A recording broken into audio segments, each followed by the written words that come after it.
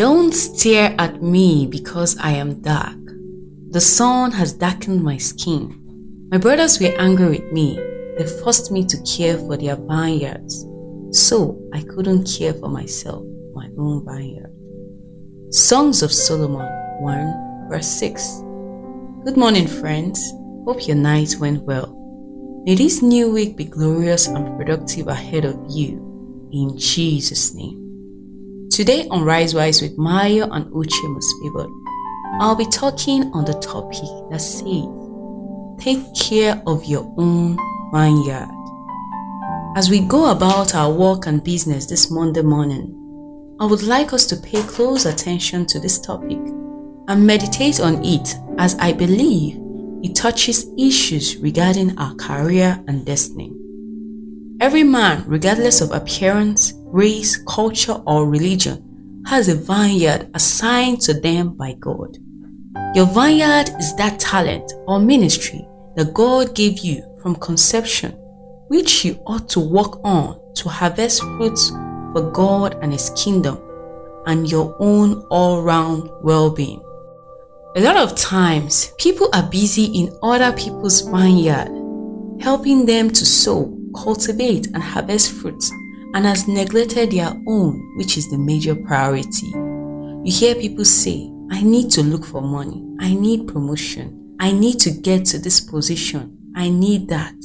So you see that they spend 10, 20, 30 years in one position in another man's company, business, or ministry with no reasonable progress or advancement to their own lives or family. They have not realized that what they are doing is that they are spending their life and time in another man's vineyard while neglecting theirs. They suddenly wake up at old age to realize that their skin has been darkened by the sun, as described by this woman in Solomon's songs.